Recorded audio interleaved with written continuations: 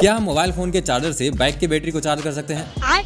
अब देखो ये सवाल आप लोग का ही है, जिसका आंसर मैं आपको बताता हूँ कि क्या ऐसा हम कर सकते हैं या फिर नहीं। अब अगर आप केबल को डायरेक्ट काट करके और उसके बाद अपने बैटरी को चार्ज करते हो, तब तो भूल जाओ कि आपका बैटरी किसी तरीके से चार्ज होगा। भले ही आपका चार्जर हाई वाट का हो, फिर वो 5 वोल्ट 2 एम्पियर या फिर 1 एम्पियर ही आउटपुट करेगा। अब चार्जर से हाई वोल्टेज निकालने के लिए आप यूज में ले सकते हो ट्रिगर मॉड्यूल का। ट्रिगर मॉड्यूल क्या करता है कि चार्जर को मतलब यू बोल सकते हो कि चार्जर को बताता है कि हाँ भाई अब तू 12 वोल्ट या फिर 15 वोल्ट या फिर 20 वोल्ट का आउटपुट निकाल, क्योंकि मैं बोल रहा हूँ। अब यहाँ पर हमें वोल्टेज मिल चुका है 20 वोल्ट। अगर आपके पास 65 वाट का चार्जर है तो मैक्सिमम आप 20 वोल्ट तक ले सकते हो। अब अगर आप अपने बैग की बैटरी को डायरेक्ट 20 वोल्ट से चार्ज करोगे तो इसके में फिर वो खराब ही हो जाएगा, फिर कोई फायदा हुआ नहीं। इसी वजह से आपको वोल्टेज को डाउन करना पड़ेगा 14 या 14.5 वोल्ट तक, क्योंकि लेड एसिड बैटरी जनरली इतने ही वोल्टेज पर चार्ज होते हैं। अब फिर आप वोल्टेज को डाउन करने के लिए यूज में लोगे बक कन्वर्टर का। बक कन्वर्टर जनरली क्या करता है कि वोल्टेज को डाउन करने का काम करता है। अगर 20 वोल्ट अगर आप इनपुट में दे रहे हो तो आउटपुट में आपको 14.4 वोल्ट आराम से दे देगा। मतलब अब तो वोल्टेज डाउन हो चुका है, तो अब आप अपने बैटरी को चार्ज कर सकते हो। पर इसमें खर्चा इतना ज्यादा हो जाएगा कि इतने में तो आप बढ़िया वाला चार्जर खरीद सकते हो अपने बैटरी को चार्ज करने के लिए, जिसका प्राइस आप यहाँ पर क्लिक करके देख सकते हो। अगर आपको सही लगे तो ठीक है, नहीं तो फिर